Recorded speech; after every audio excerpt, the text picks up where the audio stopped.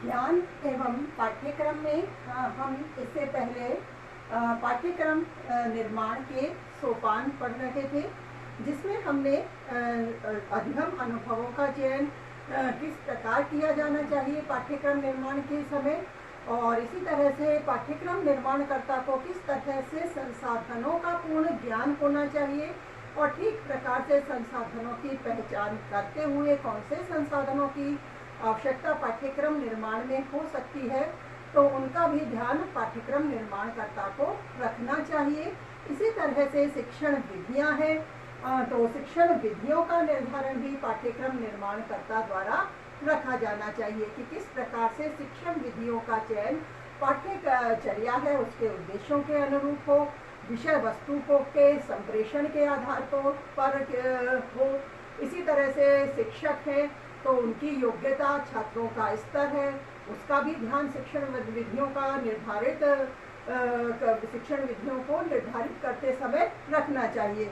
इसी तरह से जब हमने पाठ्यचर्या के निर्माण के और समस्त सोपान पढ़ लिए हैं, तो पाठ्यचर्या का निर्माण जैसे लगभग पूर्ण हो चुका है कि एक तरह से कहें कि पाठ्यक्रम की जो प्रक्रिया है उसके निर्माण में किस तरह से विषय वस्तु का संगठन किया जाना है, किस तरह से शैक्षिक उद्देश्य हैं उनका हमें निर्धारण करना है, किस तरह से जो भी शैक्षिक आवश्यकताएं हैं, क्योंकि शिक्षा की आवश्यकताओं को पूरा करने का काम ही क्या कर रहा है, पूरा करने का काम ही किसके द्वारा हो रहा है, पाठ्यक्रम के द्वारा हो रहा है। तो जब पाठ्यक्रम ने ये समस्त प्रक्रिया जो सोपान की प्रक्रिया है उनके माध्यम से पाठ्यक्रम का निर्धारण हो गया। अब आवश्यकता इस बात की होती है कि हमने जो पाठ्यक्रम का निर्धारण किया है, क्या यह पाठ्यक्रम सही मायने में छात्रों के लिए उपयोगी सिद्ध हो सकेगा, या जिन शैक्षिक उद्देश्यों की पूर्ति के लिए हमने पाठ्यक्रम का निर्धारण किया है, क्या यह उन शैक्षिक उद्देश्यों की पूर्ति करने में सहायक होगा या उन शिक्षा के लक्ष्यों को प्राप्त करने में समर्थ हो सकेगा। तो इस दृष्टि से पाठ्यक्रम निर्माण के सोपान की प्रक्रिया में, पाठ्यक्रम निर्माण की प्रक्रिया में और हम एक चरण रखते हैं जो पाठ्यक्रम सोपान की प्रक्रिया है, उसमें पाठ्यक्रम का मूल्यांकन किया जाना, जो पाठ्यचर्या है उसका मूल्यांकन करना। मूल्यांकन के दौरान इस बात का ध्यान रखा जाना जो भी पाठ्यचर्या की प्रक्रिया तैयार की गई है, क्या उसमें कमियां हैं, क्या उसकी कमियों को दूर करने के और कारण हो सकते हैं, किस प्रकार उसमें सुधार किया जा सकता है। तो इस आधार को ध्यान में रखते हुए ही जो हमारे पाठ्यक्रम निर्माण की प्रक्रिया है, पाठ्यक्रम निर्माण के सोपान या प्रक्रिया या चरण भी हम कह सकते हैं, जिनका अध्ययन हम कर रहे हैं,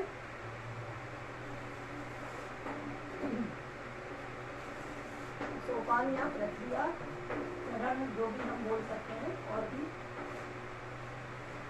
ठीक है। तो इसमें अब हमारा जो चरण रह जाता है वह क्या है, पाठ्यक्रम का मूल्यांकन।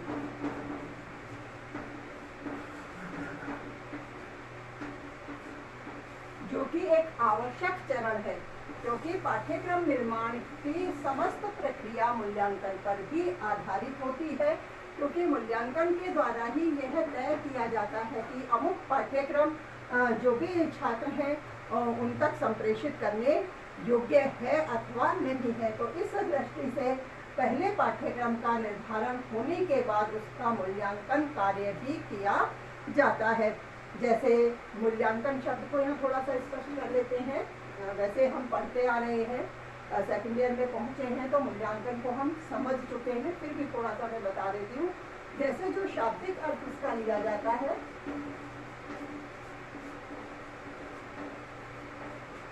वह क्या है, मूल्यों का अंकन करना।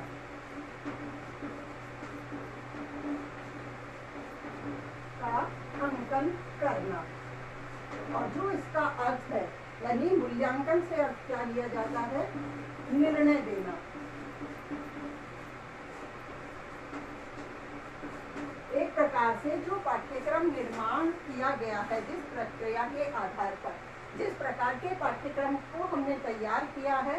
उसके बारे में यह निर्णय दिया जाना कि अमुक पाठ्यक्रम लागू करने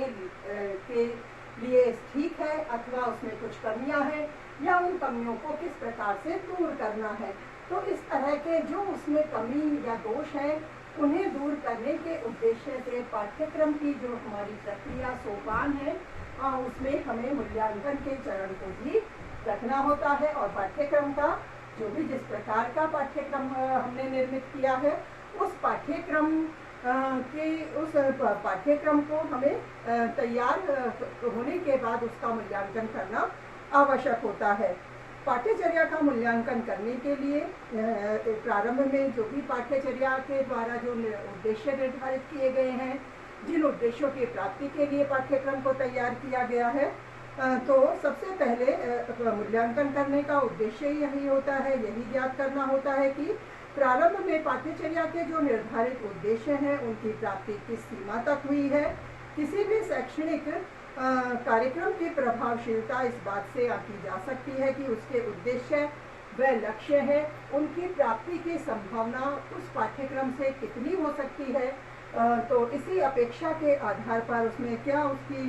गतिविधियां हो सकती हैं, क्या उसमें कमियां रही हैं और इन सबका कार्य किस प्रकार से पूर्ण हो पाता है मूल्यांकन की प्रक्रिया से। तो जैसे जो मूल्यांकन की प्रक्रिया है उसमें भी इस बात का ध्यान रखा जाता है, जैसे निरंतरता जो पाठ्यक्रम है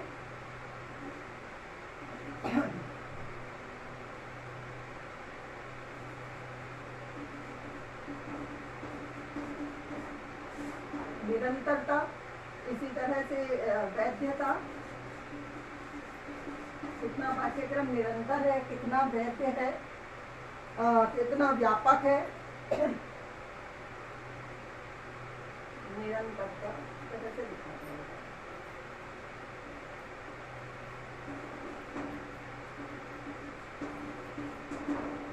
वैध है, कितना व्यापक है, कितना विश्वसनीय है,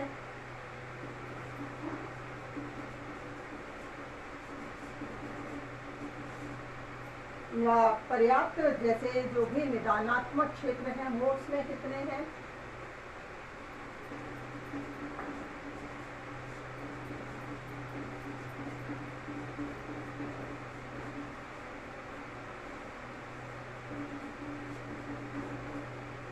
यहाँ जैसे निदानात्मक जो शब्द आया है इससे अर्थ क्या है, जो भी पाठ्यक्रम से संबंधित निदानात्मक कार्य होगा, निदानात्मक अर्थात उसकी जो कमियां हैं उनकी पहचान करना, कमियों की पहचान करना या उनके कारणों का पता लगाना, पहचान करना।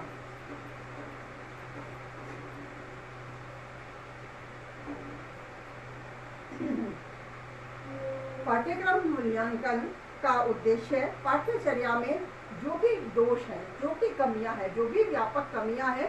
उन कमियों का पता लगाना है, जिसमें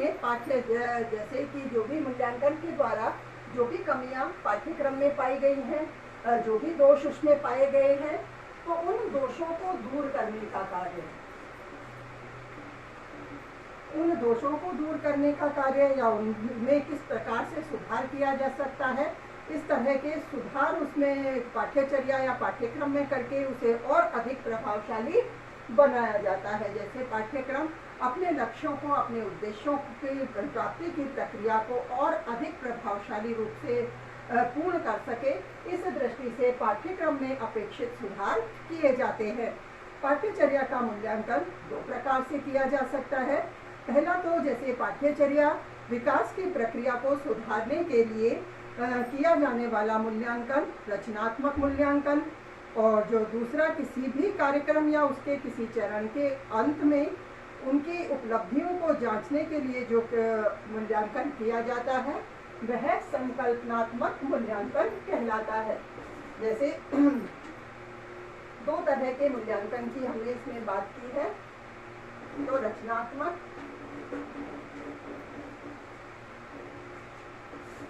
मूल्यांकन और दूसरा जैसे मूल्यांकन के लिए जिसमें और बता रहे हैं हम, हालांकि मूल्यांकन के तो और भी प्रकार होते हैं, लेकिन पाठ्यक्रम का मूल्यांकन जिस दृष्टि से किया जा रहा है,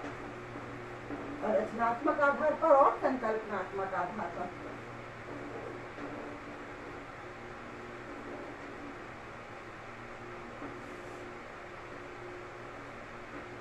रचनात्मक और संकल्पनात्मक, जैसे प्रथम तो जो पाठ्यचर्या की प्रक्रिया है उसके विकास की प्रक्रिया में जो सुधार किया जाता है, सुधार करने के लिए जिस तरह का मूल्यांकन उपयोग में लिया जाता है उसे रचनात्मक मूल्यांकन कहते हैं। और उसके बाद उस किसी भी कार्यक्रम या उसके चरण के अंत में जो पाठ्यक्रम है उसकी उपलब्धियों को जांचने के लिए संकल्पनात्मक मूल्यांकन का प्रयोग किया जाता है। अब मूल्यांकन से अभिप्राय हमने जैसे मूल्यों का अंकन या मूल्य उस पाठ्यक्रम से संबंधित निर्णय देने से लिया है, या छात्रों की इसके माध्यम से जैसे हम कहें कि छात्रों की उपलब्धियों को ज्ञात किया जाना होता है, क्योंकि उनकी उपलब्धियों के आधार पर ही पाठ्यक्रम का मूल्यांकन किया जा सकता है। इसमें पाठ्यचर्या के मुख्य रूप से यहाँ छात्रों से अधिक एक तरह से अभी हम पाठ्यक्रम के ही निर्धारण की बात कर रहे हैं, तो उनकी उपलब्धियों को जानना इतना आवश्यक इसमें नहीं होता। पहले आवश्यक ये होता है कि पाठ्यक्रम किस प्रकार का निर्धारित किया गया है, तो इसीलिए पाठ्यक्रम के नियोजन, विकास और क्रियान्वयन से संबंधित सभी पहलुओं का मूल्यांकन पहले इसमें किया जाता है। पाठ्यचर्या मूल्यांकन या पाठ्यचर्या के विभिन्न घटकों, उद्देश्यों, विधियों, विषय वस्तु मूल्यांकन और भी जैसे जो भी पाठ्यचर्या है, पाठ्यक्रम की प्रक्रिया है, उससे संबंधित समस्त उसके चरण हैं, उनसे संबंधित समस्त प्रकार के मूल्यांकन का ही इसमें प्रयोग किया जाता है। इन सभी घटकों का मूल्यांकन एक साथ ही किया जाता है, क्योंकि ये आपस में परस्पर संबंधित होते हैं। इस तरह से जैसे जो मूल्यांकन के घटक हैं वो आपस में संबंधित होते हैं, किस तरह से जो उद्देश्य है, जो भी इसमें पाठ्यक्रम की प्रक्रिया है उसमें उद्देश्य, मूल्यांकन, जो शिक्षण विधि है, जो विषय वस्तु है, वह समस्त एक दूसरे से संबंधित होते हैं। मूल्यांकन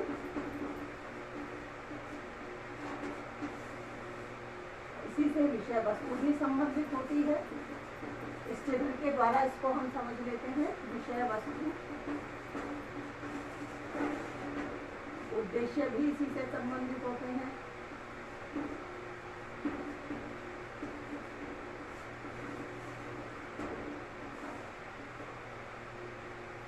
उद्देश्य, विषय वस्तु और जो भी इसको पूरी करने के जो विधियां इस विषय वस्तु को संप्रेषित करने के लिए काम में ली जाती हैं, जो भी शिक्षण विधियां प्रयोग में ली जाती हैं, ये सभी एक दूसरे से संबंधित होती हैं। उद्देश्य को ध्यान में रखकर ही विषय वस्तु का निर्धारण किया जाता है और विषय वस्तु को किस प्रकार से संप्रेषित किया जा सकता है उसी आधार पर उन शिक्षण विधियों का ध्यान रखा जाता है और उद्देश्यों को पूर्ण करने के लिए ही शिक्षण विधियों का भी निर्धारण किया जाता है। तो ये एक दूसरे से संबंधित होते हैं। इसी प्रकार से इस चित्र के माध्यम से जो शिक्षण विधियां हैं, उद्देश्य हैं, पाठ्यक्रम के एक तरह से जो भी उसके नियोजन के समस्त घटक हैं वो एक दूसरे से सह संबंधित होते हैं। एक और अंतिम चरण पाठ्यचर्या के निर्माण की प्रक्रिया या सोपान में है। जैसे ये हमने पाठ्यक्रम का मूल्यांकन किया है, इससे पहले भी एक तरह से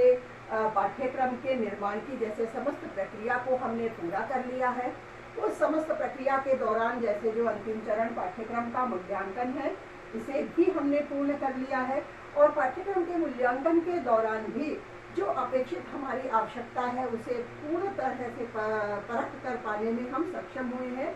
इस आधार पर फिर हम पाठ्यक्रम का पूर्व परीक्षण भी एक और चरण के रूप में इसमें रखते हैं। जो अंतिम चरण है पूर्व परीक्षण के आधार पर, जैसे कि कहें एक तरह से ये सब निर्धारण हमने कर लिया है इसके बाद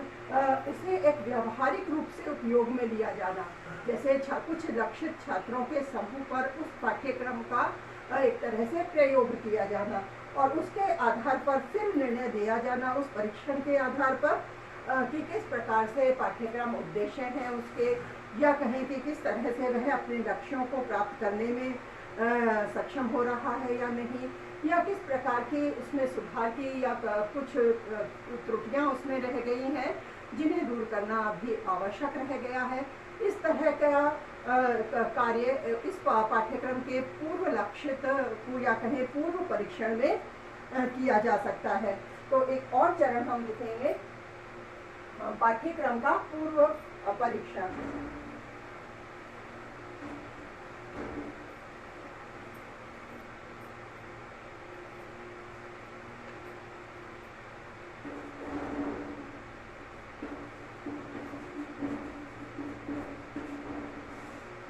पाठ्यक्रम का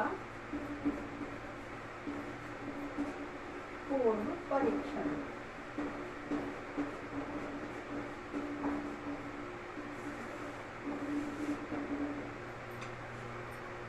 जैसा कि अभी मैंने बताया कि जो भी पाठ्यक्रम को हमने तैयार किया है उसे पूर्ण रूप से लागू करने के लिए उससे पहले एक बार किसी लक्षित छात्रों के समूह पर परीक्षण के लिए इस पाठ्यक्रम को हमें लागू करना होता है और इस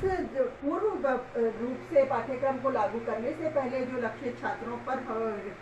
छात्रों के समूह पर हमने पाठ्यक्रम को लागू किया है इसे ही हम क्या कहते हैं, पूर्व परीक्षण कहते हैं। इसका उद्देश्य पाठ्यचर्या के विकास और नियोजन को और अधिक प्रभावशाली बनाना होता है। पूर्व परीक्षण से ही मूल्यांकन के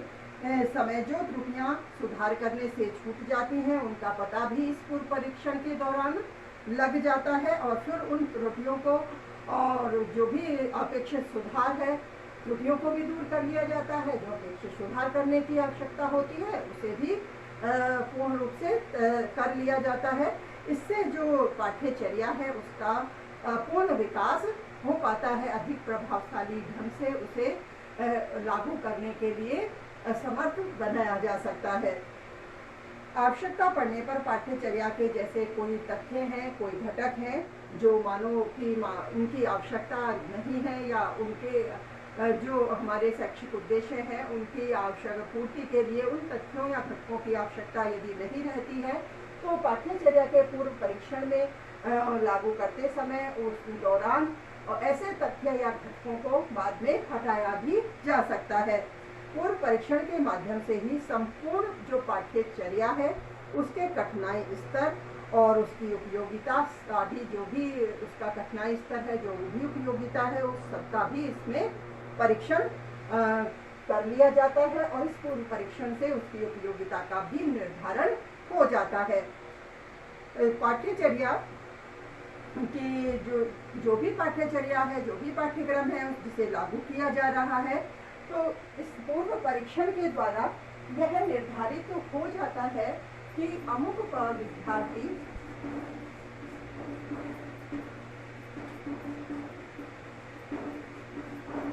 अमुक विद्यार्थियों के लिए जो ये पाठ्यक्रम लागू किया गया है वह उचित है अथवा नहीं है या अनुचित है। तो इसका निर्धारण पूर्ण रूप से पूर्व परीक्षण की प्रक्रिया के दौरान किया जा सकता है। तो इसीलिए पाठ्यक्रम को लागू करने से पहले जब पाठ्यक्रम को कहीं भी लागू किया जाता है इसे लागू करने से पहले पूर्व परीक्षण किया जाना आवश्यक होता है और इस पूर्व परीक्षण के दौरान ही पाठ्यक्रम की समस्त कमियों का जो कि मूल्यांकन के समय भी मानो यह त्रुटियां हैं या कुछ कमियां हैं, कुछ दोष हैं पाठ्यक्रम के जो रह जाते हैं तो उन्हें पूर्व परीक्षण के दौरान उनकी पहचान करके उसमें सुधार किया जाता है और यह निर्धारित भी किया जाता है अमुक विद्यार्थियों तक यह पाठ्यक्रम लागू किया जा सकता है, यह उचित है अथवा अनुचित है। तो किस आधार पर किस स्तर के विद्यार्थियों तक उन्हें पाठ्यक्रम लागू करने के लिए सही है, इसका निर्धारण पाठ्यक्रम के पूर्व परीक्षण वाले चरण में पूर्ण हो जाता है। तो इस आधार पर हमने जो पाठ्यक्रम निर्माण के सोपान हैं, ये हमने समस्त प्रक्रिया जो सोपान की है, जो भी चरण है वो समस्त चरण हमने पढ़ लिए हैं, इनका अध्ययन कर लिया है और हमने जान लिया है कि पाठ्यक्रम निर्माण करते समय, पाठ्यक्रम का निर्माण करते समय हमें किन किन चरणों का ध्यान रखना चाहिए। अब इससे आगे जो पाठ्यक्रम को प्रभावित करने वाले कारक हैं, कौन कौन से हैं, उनका अध्ययन हम कल करेंगे।